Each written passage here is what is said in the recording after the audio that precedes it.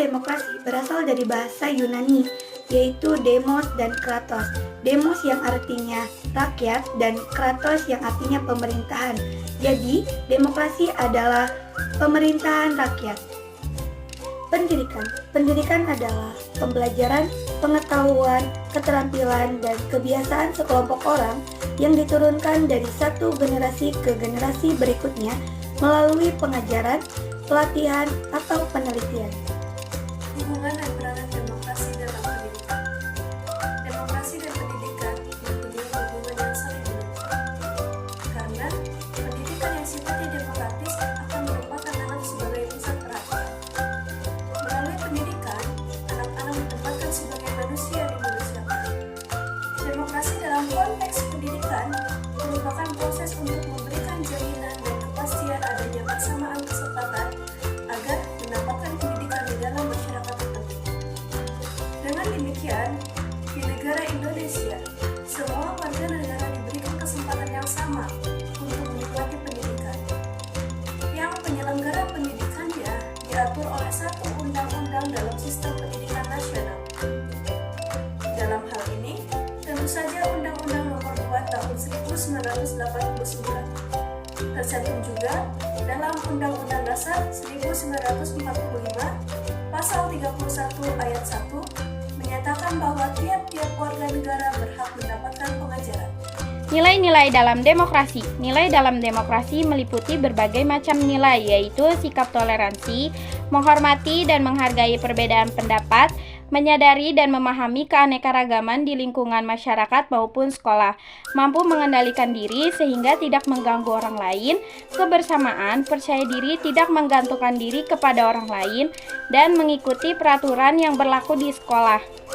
Upaya yang harus dilakukan dalam menanamkan pendidikan demokrasi di Indonesia yaitu dengan cara diskusi, karena diskusi merupakan cara yang tepat untuk menanamkan pendidikan demokrasi pada siswa. Karena dengan demokrasi, siswa dilatih untuk menghargai pendapat, berpikir kreatif, dan dapat aktif atau berpartisipasi dalam pembelajaran. Pendidikan demokratis diarahkan pada upaya mengubah manusia dan manusia mengubah dunia. Paulo Freire, tokoh pendidikan asal Brazil yang sangat kritis mengenai pendidikan, mengungkapkan education do not change the world. Education changes people. People change the world. Dalam hal ini, melalui upaya demokratisasi pendidikan, diharapkan mampu mendorong munculnya individu yang kreatif, kritis, dan produktif tanpa mengorbankan martabat dan dirinya. Kehidupan demokratis dalam bidang pendidikan merupakan tindakan menghargai keberagaman potensi individu yang berada dalam kebersamaan.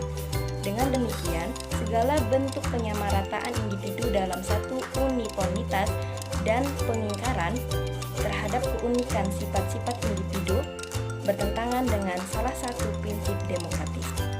Pendidikan demokratis memiliki konsekuensi bagi terbentuknya desentralisasi kewenangan, di mana pengelolaan pendidikan akan ditentukan oleh pelaksana langsung, baik pengelolaan tenaga pendidikan maupun masyarakat dalam menciptakan isi materi sistem pembelajaran, termasuk pengembangan kualitas peserta didik. Disinilah pendidikan demokrasi akan berdampak pula pada aspek kurikulum, efisien, administrasi, pendaftaran, dan biaya pendidikan, serta pemerataan terhadap peroleh pendidikan masyarakat. Disinilah pendidikan demokrasi akan berdampak pula pada aspek kurikulum, efisien, administrasi, pendaftaran, dan biaya pendidikan, serta pemerataan terhadap peroleh pendidikan masyarakat. Selanjutnya yaitu E. Contoh demokrasi dalam pendidikan. Contoh sikap demokrasi di lingkungan sekolah. 1. Pemilihan organisasi sekolah dan kelas dengan musyawarah. Yang kedua, pembagian tugas piket yang merata. Yang ketiga, memberikan usul, saran, dan pesan kepada pihak sekolah. Demokrasi pendidikan dalam Undang-Undang Dasar 1945 tercantum pada 1. Pasal 31 Undang-Undang Dasar 1945. A. Ayat 1 menyatakan bahwa tiap-tiap warga negara berhak mendapatkan pengajaran. B. Ayat 2 pemerintah mengusahakan dan menyelenggarakan satu sistem pengajaran nasional yang diatur dengan undang-undang. 2. Undang-Undang Nomor 2 Tahun 1989. A. Pasal 5, B. Pasal 6, C. Pasal 7, D. Pasal 8. Terima kasih kepada teman-teman yang sudah memaparkan materi sebelumnya. Baik, untuk materi selanjutnya, izinkan saya yang akan menyampaikannya, yaitu mengenai perkembangan pendidikan secara demokrasi di Indonesia. Pendidikan pasca kemerdekaan Republik Indonesia ditegakkan oleh beberapa tokoh pemerintahan yang sangat berjasa pada masa kolonial Belanda. Salah satunya seperti Bapak Ki Hajar Dewantara. Usaha pembangunan pendidikan terencana dalam Pelita 1, 2, dan seterusnya yang telah dilancarkan oleh pemerintahan pada masa Orde Baru dengan tokoh-tokoh teknokrat dalam wujud pimpinan pemerintahan.